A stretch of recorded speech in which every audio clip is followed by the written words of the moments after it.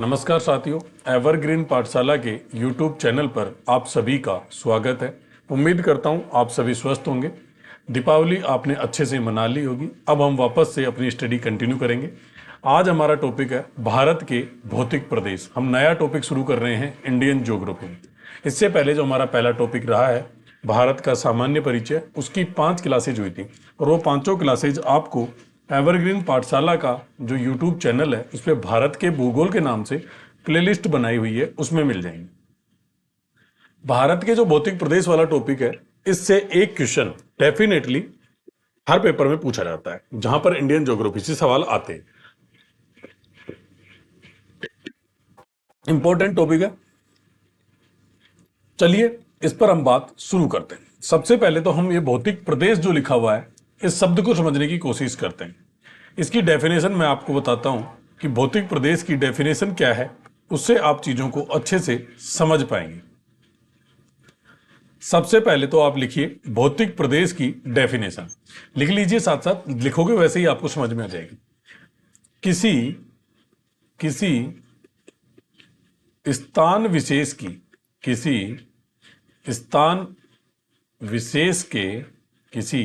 स्थान विशेष के भौतिक तथ्यों, किसी स्थान विशेष के भौतिक तथ्यों जैसे पर्वत, पठार,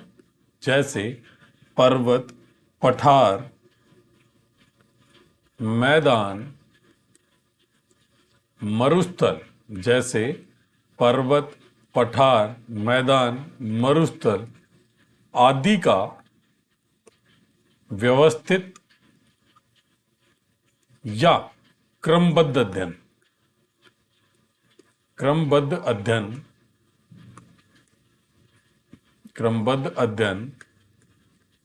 भौतिक प्रदेश या विभाग कहलाता है। क्या है, एक बार दोबारा समझने की कोशिश करें।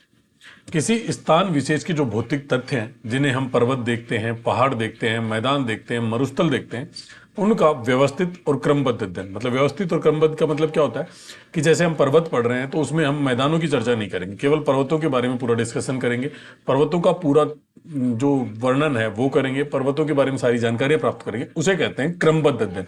कि पर्वत पढ़ रहे हैं तो केवल पहले पर्वत पढ़ें, फिर पहाड़ पढ़ रहे हैं तो केवल पहाड़ पढ़ें, फिर पठार पढ़ रहे हैं तो केवल पठार पढ़ें। इसको कहते हैं क्रमबद्ध अध्ययन। ठीक है, तो ये जो क्रमबद्ध अध्ययन जिसको लेके हम करते हैं उन्हें हम बोलते हैं भौतिक प्रदेश या विभाग। ठीक है, अब हम बात करते हैं भारत में उच्चावत संबंधी विविधताएं पाई जाती हैं। ठीक है, भारत में उच्चावत संबंधी विविधताएं पाई जाती हैं, इसलिए भारत में विभिन्न प्रकार के भौतिक विभाग या प्रदेश पाए जाते हैं। पहले मैं एक बार आपको मैप पर बता देता हूं कि कितने प्रतिशत भाग पर हमारे पर्वत हैं, कितने पर पहाड़ हैं, कितने पर पठार हैं और कितने पर हमारे यहां पर मैदान है।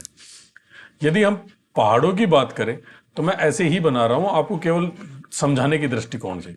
ठीक है, ये मान लीजिए कि हमारे पर्वत है, तो कुल क्षेत्रफल के 10.7% भाग पर हमारे पहाड़ है, नहीं सॉरी पर्वत है, पहाड़ नहीं पर्वत है। ठीक है, इसके बाद हम बात करें तो लगभग 18% भाग पर पहाड़ियां हैं, 18.6% भाग पर पहाड़ियां हैं। ये बात आपको याद रखनी है।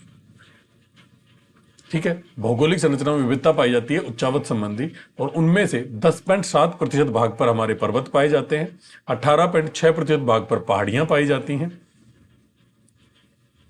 उसके बाद हम बात करें तो लगभग 27.7% भाग पर हमारे यहां पठार पाए जाते हैं। 27.7% भाग पर पठार पाए जाते हैं। ठीक है, ये चीजें हो गई। लगभग 10.7% भाग पर पर्वत, 18.6% भाग पर पहाड़ियां और 27.7% भाग पर हमारे यहां पर पठार पाए जाते हैं। ये सारी चीजें हमने डिस्कस कर ली। अब बचा कितना, 43% भाग, उसको मैं ग्रीन से बना देता हूं। ठीक है, ये ग्रीन वाला भाग है, ये है 43%।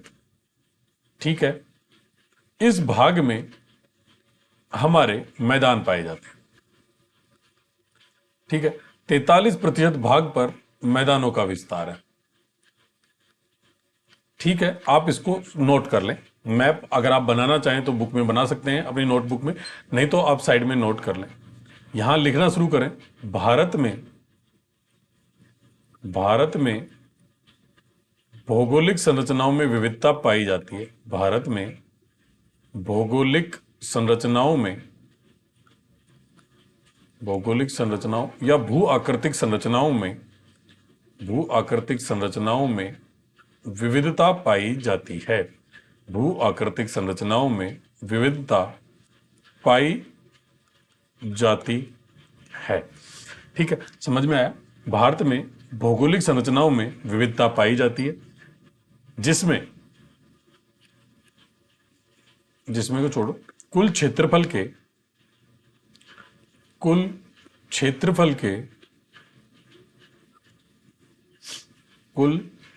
के 10.7% भाग पर 10.7% भाग पर पर्वत, 10.7% भाग पर पर्वत,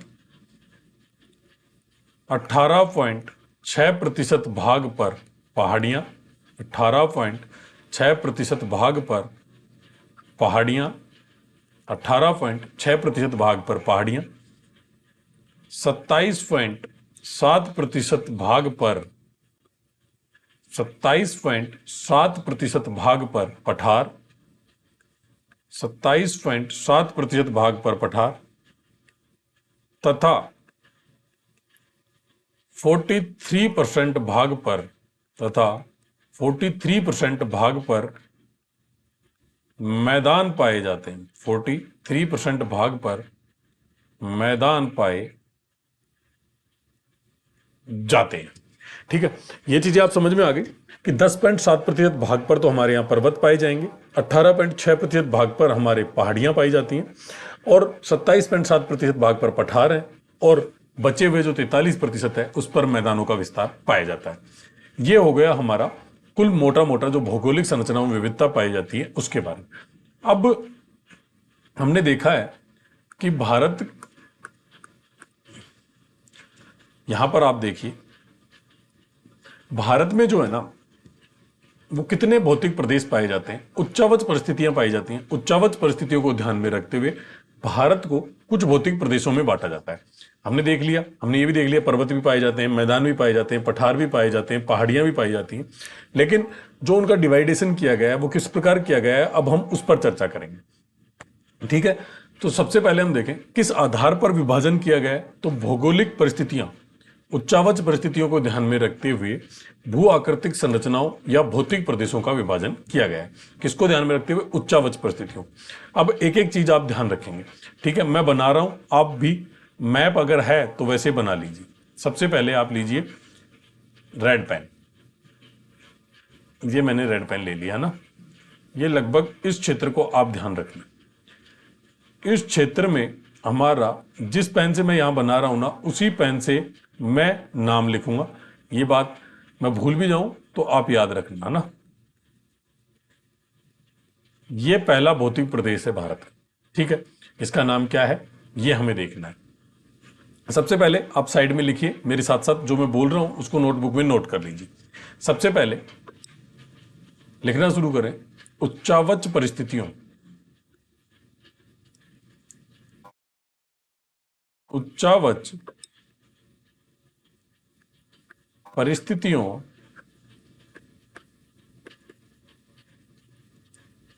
को ध्यान में रखते हुए, उच्चावच परिस्थितियों को ध्यान में रखते हुए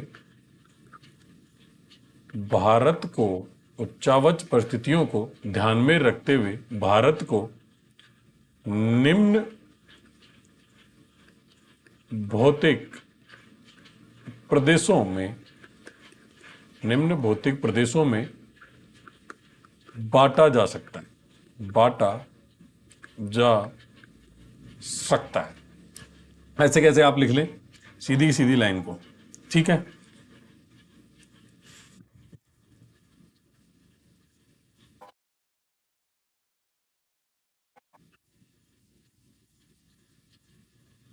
ठीक है, पहला लिखे आप हिमालय पर्वतीय प्रदेश। जो मैंने रेड पेन से बनाया है ये है हिमालय पर्वतीय प्रदेश। ठीक है, अब हम देखते हैं दूसरा भौतिक प्रदेश।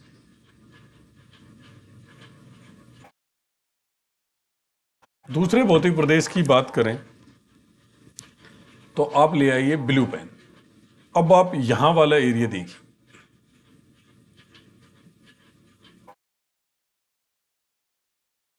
एक मिनट, ये जो मैं एरिया बना रहा हूं इस पर आपको ध्यान रखना है ना।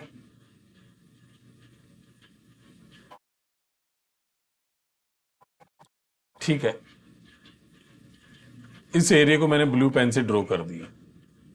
इस एरिया पर आप ध्यान रखें, ये एरिया है प्रायद्वीपीय पठारी प्रदेश। प्रायद्वीपीय प्रायद्वीपीय पठारी प्रदेश। ठीक है, प्रायद्वीपीय पठारी प्रदेश। इसके बाद आगे चलें।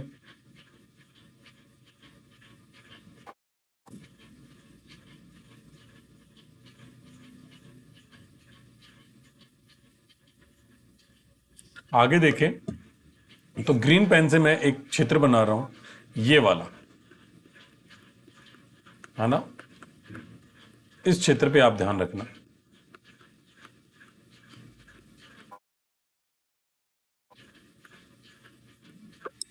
इसका नाम है उत्तरी मैदानी प्रदेश। उत्तरी मैदानी प्रदेश। कौन सा? उत्तरी मैदानी प्रदेश। अगले में बात करें तो यहां से शुरू हो जाइए आप। ये वाला जो क्षेत्र है जिसको मैं बना रहा हूं, ठीक है ना। ग्रीन पेन से मैं इसको भर देता हूं यहां पे।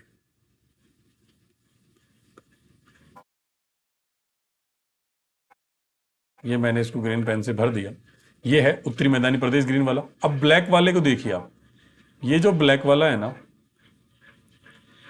ये भाग कहलाता है, ये जहां पे मैंने ब्लैक लाइन ऐसे बनाई है, ये है तटीय प्रदेश या तटीय मैदान। तटीय मैदान, ये चौथा भौतिक प्रदेश हो गया। और पांचवें भौतिक प्रदेश की बात करें तो ये वाला एरिया जिसको मैं येलो पेन से ड्रॉ कर रहा हूं, ये देखिए येलो पेन वाला, ये हमारा हो गया पांचवा भौतिक प्रदेश। इसका नाम है द्वीपीय प्रदेश। कौन सा प्रदेश? द्वीपीय प्रदेश। ठीक है, 5 भौतिक प्रदेश आपने देख लिए।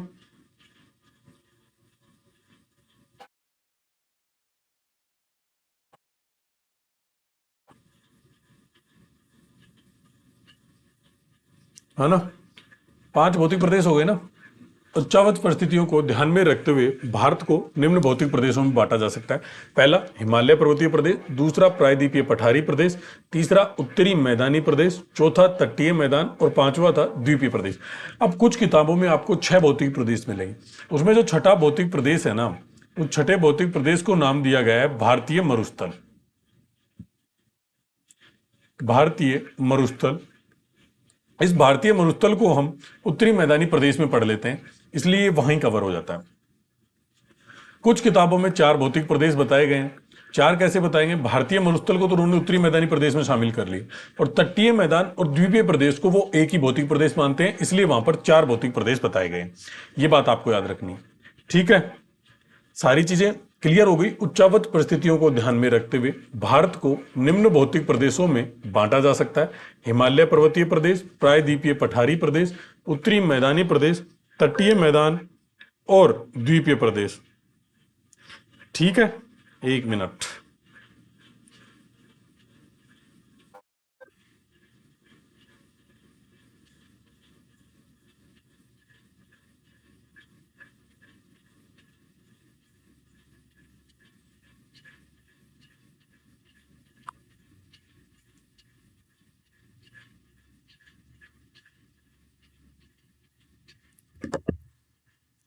ये हो गया हमारा भौतिक प्रदेशों का विभाजन।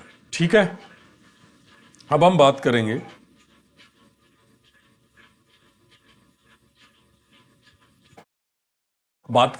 आगे चलते हैं हम। सबसे पहले हम बात करेंगे हिमालय पर्वतीय प्रदेश की। हिमालय पर्वतीय प्रदेश। अब इस टॉपिक में हम क्या क्या पढ़ेंगे इसके बारे में हम ओवरव्यू ले लेते हैं। ओवरव्यू में हम देखें, सबसे पहले पढ़ेंगे हम हिमालय की उत्पत्ति। हिमालय की उत्पत्ति, ठीक है। उसके बाद फिर पढ़ेंगे हिमालय का परिचय। हिमालय का परिचय, 2 बिंदु हो गए। तीसरा बिंदु हमारा रहेगा हिमालय के उत्पत्ति के सिद्धांत। हिमालय के उत्पत्ति के सिद्धांत। उत्पत्ति के सिद्धांत, कौन कौन से सिद्धांत हम इसमें पढ़ने वाले हैं ये मैं आपको यहीं बता दूं। पहला पढ़ेंगे हम भूसन्नति सिद्धांत, भूसन्नति। और दूसरा सिद्धांत हम पढ़ेंगे प्लेट विवर्तनिक सिद्धांत। प्लेट विवर्तनिक सिद्धांत, ये 2 सिद्धांत हम पढ़ने वाले हैं। ठीक है, आप भी चाहो तो ये ओवरव्यू बना सकते हो ताकि चीजें आपको याद रहें। उसके बाद हम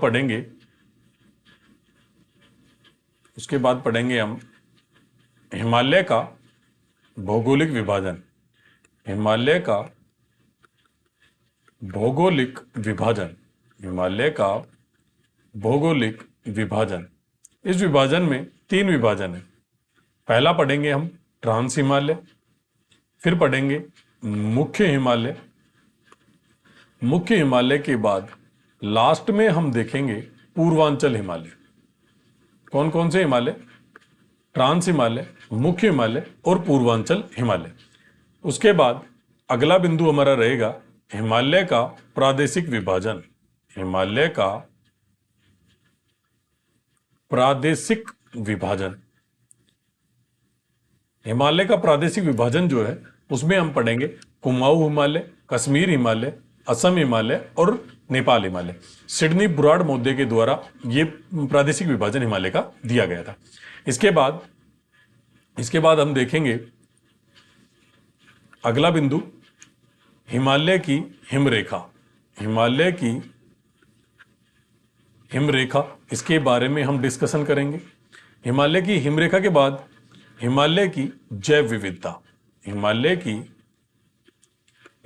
की जैव विविधता, ठीक है, ये टॉपिक रहेंगे। फिर इसके बाद हिमालय के दर्रे। इन दर्रों के बारे में डिस्कशन हम जब हिमालय का भौगोलिक विभाजन पढ़ेंगे तब भी कर लेंगे, प्रादेशिक विभाजन में भी कर लेंगे और लास्ट में कंपाइल करके सारे दर्रों का एक साथ डिस्कशन करेंगे। ये सारी चीजें यहां रहेंगी। उसके बाद हिमालय के दर्रे के बाद हम पढ़ेंगे पश्चिमी हिमालय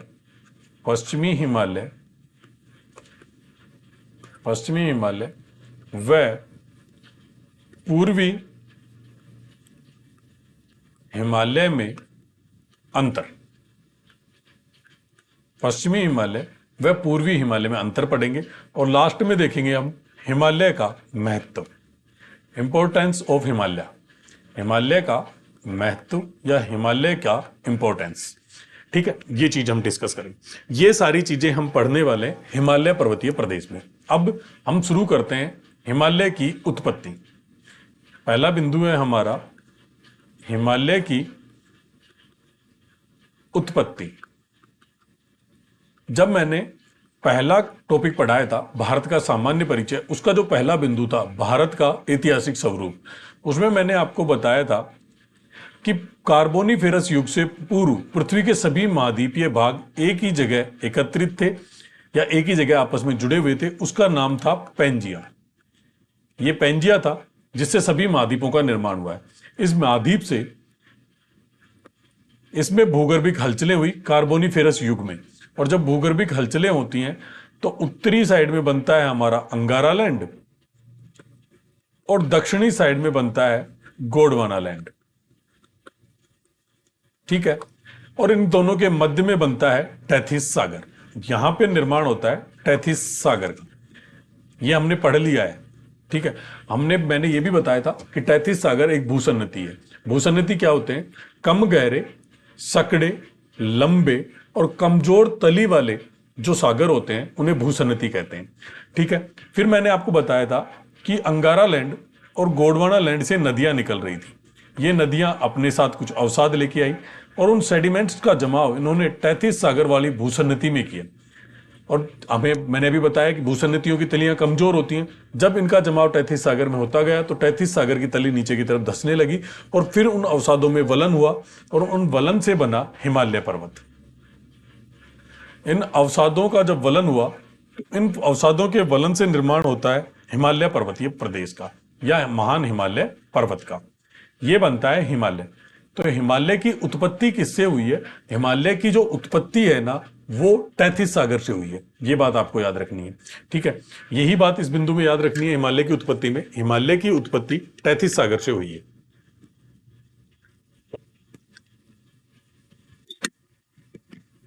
ठीक है,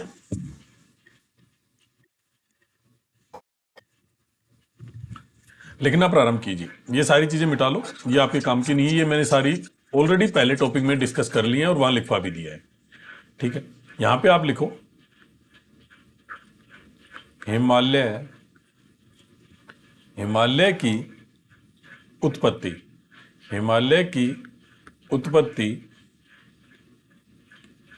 टैथिस सागर से हुई है। हिमालय की उत्पत्ति टैथिस सागर से हुई है। हिमालय की जो उत्पत्ति है ना, वो टैथिस सागर से हुई है। ये बात हमें याद रखनी है। ठीक है, ये हो गया हिमालय की उत्पत्ति के बारे में। अभी उत्पत्ति कैसे हुई, इसके सिद्धांत क्या क्या है, वो बाद में पढ़ेंगे। इससे पहले हम पढ़ेंगे हिमालय का परिचय।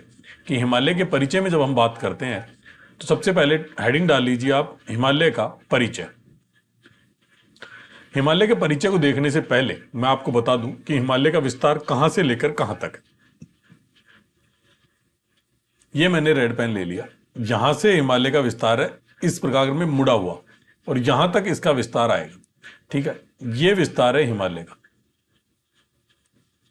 ठीक है, इस प्रकार की मैं आकृति बना दी। नीचे वाली लाइन बनाने की जरूरत नहीं है, लेकिन फिर भी आप बना के लिख ले।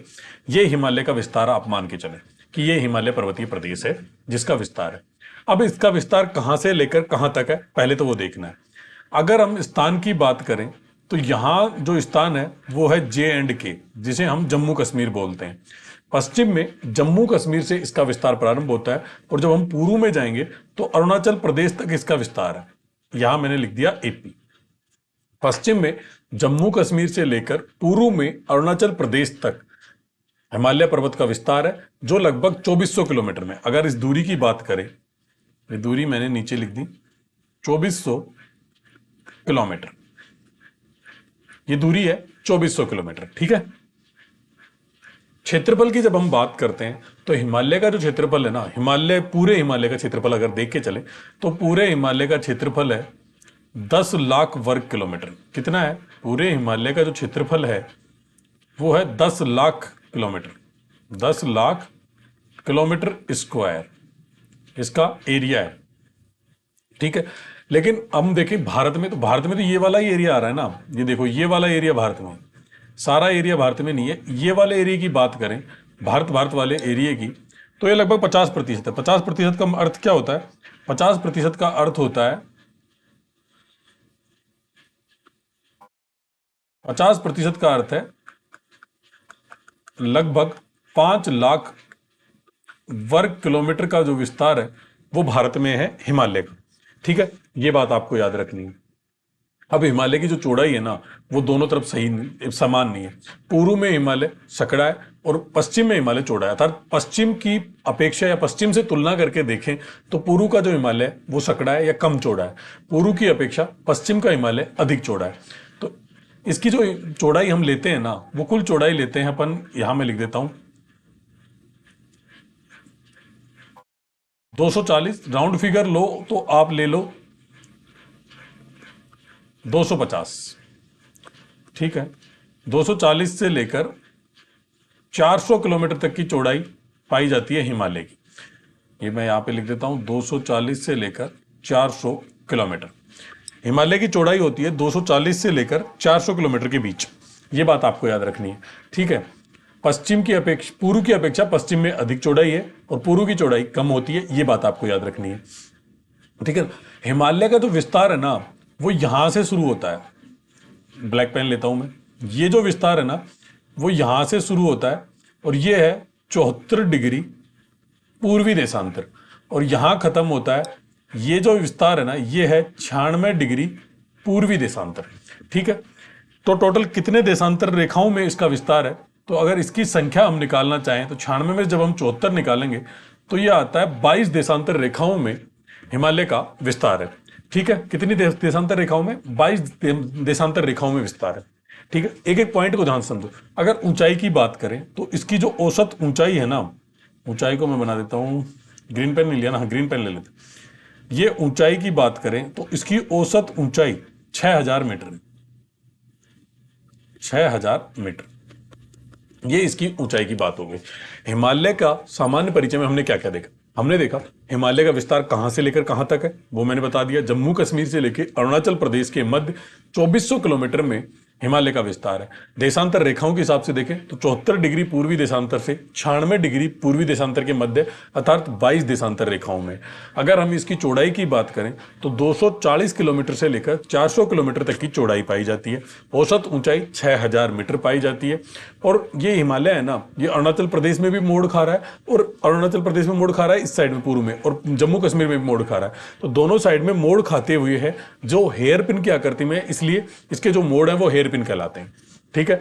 हिमालय की जो आकृति है या हिमालय का जो आकार है वो एक चाप की भांति या तलवार की भांति है, ठीक है। ये चीजें आपको हिमालय के सामान्य परिचय में याद रखनी है।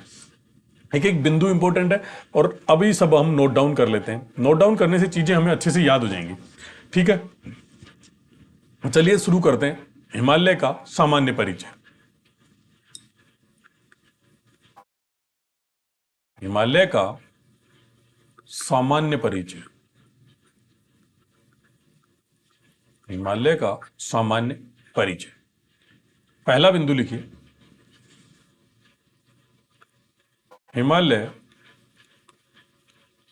पश्चिम में, हिमालय पश्चिम में जम्मू कश्मीर, हिमालय पश्चिम में जम्मू कश्मीर से लेकर,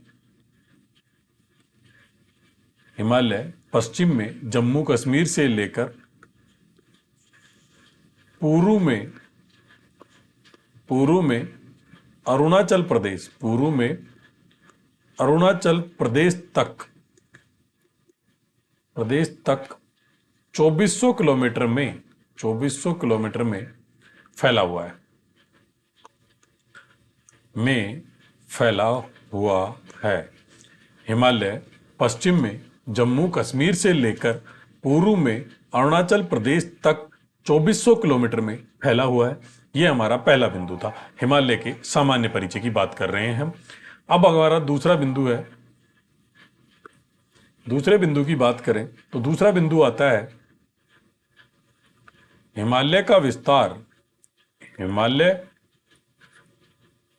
का विस्तार, हिमालय का विस्तार 74 डिग्री पूर्वी देशांतर से, हिमालय का विस्तार 74 डिग्री पूर्वी देशांतर से 96 डिग्री पूर्वी देशांतर के मध्य, 96 डिग्री पूर्वी देशांतर के मध्य है। अर्थात हिमालय का विस्तार, हिमालय का विस्तार 22 डिग्री देशांतर रेखाओं में है। अर्थात हिमालय का विस्तार 22 डिग्री देशांतर रेखाओं में है। यदि कोई टॉपिक या कोई बिंदु आपके समझ नहीं आ रहा है तो वो आप मुझसे दोबारा पूछ सकते हैं, हम अगली क्लास में उसमें दोबारा डिस्कशन कर लें। यदि वीडियो आपको अच्छा लग रहा हो तो अपने दोस्तों को शेयर करें, इस वीडियो को लाइक करें, चैनल को सब्सक्राइब जरूर करें। इसके बाद तीसरे बिंदु की हम बात करें, तीसरा बिंदु है हिमालय का कुल क्षेत्रफल। हिमालय का हिमालय का कुल क्षेत्रफल, हिमालय का कुल क्षेत्रफल 10 लाख किलोमीटर स्क्वायर है। 10 लाख किलोमीटर स्क्वायर या वर्ग किलोमीटर है, जिसमें से 50%, जिसमें से 50% क्षेत्रफल भारत के पास है, जिसमें से 50% क्षेत्रफल भारत में है, जिसमें से 50% क्षेत्रफल भारत में है, अर्थात 5 लाख वर्ग किलोमीटर, अर्थात 5 लाख किलोमीटर स्क्वायर। ठीक है, 3 बिंदु पढ़े हमने। पहला बिंदु हमने डिस्कस किया कि हिमालय जम्मू कश्मीर से लेकर अरुणाचल प्रदेश के मध्य फैला हुआ है और इन दोनों की दूरी जो है वो 2400 किलोमीटर है। फिर हमने देखा कि 74 डिग्री पूर्वी देशांतर से लेकर 96 डिग्री पूर्वी देशांतर तक हिमालय का विस्तार है, अर्थात 22 डिग्री देशांतर रेखाओं में इसका विस्तार है। फिर कुल क्षेत्रफल की बात करें तो हिमालय का विस्तार तो चीन में भी है, हिमालय का विस्तार नेपाल में भी है, भूटान में भी है। तो कुल क्षेत्रफल की बात करें तो 10 लाख किलोमीटर स्क्वायर है। लेकिन अगर केवल भारत की बात करें तो 50% क्षेत्रफल भारत के पास है, अर्थात 5 लाख वर्ग किलोमीटर। ये क्षेत्रफल हुआ। अब तक 3 बिंदु देख ली, अब हम चौथे बिंदु पर डिस्कस करेंगे। चौथा बिंदु क्या है? चौथा बिंदु है हिमालय के सामान्य परिचय में हिमालय पूर्व की अपेक्षा, हिमालय पूर्व की अपेक्षा, हिमालय पूर्व की अपेक्षा पश्चिम में अधिक चौड़ा है। हिमालय पूर्व की अपेक्षा पश्चिम में अधिक चौड़ा है। ठीक है, हिमालय पूर्व की अपेक्षा पश्चिम में अधिक चौड़ा है, अधिक चौड़ा है, जिसकी चौड़ाई, हिमालय पूर्व की अपेक्षा पश्चिम में अधिक चौड़ा है। ठीक है, ये बिंदु जिसकी हटा दो, अधिक चौड़ा है। 5वां बिंदु लिखो, हिमालय की चौड़ाई, हिमालय की चौड़ाई, हिमालय की चौड़ाई 240 किलोमीटर से लेकर, हिमालय की चौड़ाई 240 किलोमीटर से लेकर 400 किलोमीटर के मध्य है। हिमालय की चौड़ाई लगभग, या लगभग शब्द लिख लें, लगभग 240 किलोमीटर से लेकर 400 किलोमीटर के मध्य। ठीक है, ये बात आपको याद रखनी है। ये हमारा 5वां बिंदु था। छठा बिंदु लिखिए, हिमालय की औसत ऊंचाई, हिमालय की, हिमालय की औसत ऊंचाई, हिमालय की औसत ऊंचाई लगभग 6000 मीटर है, लगभग 6000 मीटर है। 6 बिंदु हो चुके हैं। ठीक है, 3 बिंदुओं में हमने देखा था, पहले बिंदु में देखा कहां से कहां तक विस्तार है, 2400 किलोमीटर जम्मू कश्मीर से अरुणाचल प्रदेश। फिर देशांतर के रूप में देखा 74 से लेकर 96, 22 देशांतरों में। फिर हमने क्षेत्रफल देखा 10 लाख वर्ग किलोमीटर, जिसमें से 5 लाख वर्ग किलोमीटर अकेले भारत के पास। ठीक है, उसके बाद बात करते हैं हम, तो हिमालय पूर्व की अपेक्षा पश्चिम में अधिक चौड़ा है। हिमालय की चौड़ाई लगभग 240 किलोमीटर से लेकर 400 किलोमीटर के बीच है, और इसकी औसत ऊंचाई की बात करें तो लगभग 6000 मीटर है। अंतिम बिंदु की बात करें हिमालय के परिचय में, तो हिमालय दोनों सिरों पर मुड़ा हुआ है। हिमालय दोनों सिरों पर, दोनों सिरों पर मुड़ा हुआ है, मुड़ा हुआ है, जिसे हेयर पिन कहते हैं, जिसे हेयर पिन आकृति कहते हैं, जिसे हेयर पिन आकृति कहते हैं, या हेयर पिन आकृति में मुड़ा हुआ है, जिसे हेयर पिन आकृति कहते हैं। ठीक है, अब देखें हिमालय का आकार। एक और पॉइंट लिख लें, हिमालय का आकार, हिमालय का आकार, हिमालय का आकार चाप या तलवार की तरह है, चाप या तलवार की तरह है। अर्थात हिमालय का जो विस्तार है ना, वो एक चाप की तरह या तलवार की तरह है। ये बात आपको ध्यान समझ, मैप पे समझ में भी आ रही होगी। देखो मैंने ये बनाया है, यहां देखो, ये एक चाप की भांति ऐसे है। ठीक है, इसी प्रकार से तलवार होती है। ये बात आपको समझ में आनी चाहिए। ठीक है, अब तक की जो क्लास हुई है आज हमारी, उसमें हमने क्या क्या देखा है? उसमें हमने देखा है कि भौतिक प्रदेश किसे कहते हैं। भौतिक प्रदेश के बाद हमने देखा कितने प्रतिशत भाग पर पर्वत हैं, पठार हैं, मैदान हैं, पहाड़ियां हैं। फिर उसके बाद हमने डिस्कशन किया कि ये सब तो ठीक है, भारत के उच्चावच परिस्थितियों के आधार पर भौतिक प्रदेश कौन कौन से हैं, ठीक है, वो सब कुछ डिस्कस किया। डिस्कस करने के बाद हमने हिमालय के बारे में जाना कि हिमालय पर्वतीय प्रदेश में हम क्या क्या चीजें पढ़ने वाले हैं, उसका एक ओवरव्यू लिया। ओवरव्यू लेने के बाद हमने आगे पढ़ना शुरू किया। उसमें हमने हिमालय की उत्पत्ति पढ़ी, जिसमें मैंने बताया कि 33 सागर से इसकी उत्पत्ति हुई। फिर हमने हिमालय का सामान्य परिचय पढ़ा। अब जो हमारी कल क्लास होगी उसमें हम पढ़ेंगे हिमालय की उत्पत्ति के सिद्धांत, और इससे आगे ये मोस्ट इंपॉर्टेंट है, इसमें दो प्रमुख सिद्धांत आएंगे। एक तो भूसन्नति सिद्धांत आएगा और एक आएगा प्लेट विवर्तनिक सिद्धांत। ये दोनों सिद्धांत हम कल की क्लास में डिस्कस करेंगे, ठीक है। आज की क्लास में इतना ही। यदि वीडियो पसंद आया हो तो वीडियो को लाइक और शेयर जरूर करें तथा चैनल को सब्सक्राइब करें। थैंक यू, धन्यवाद, फिर मिलते हैं।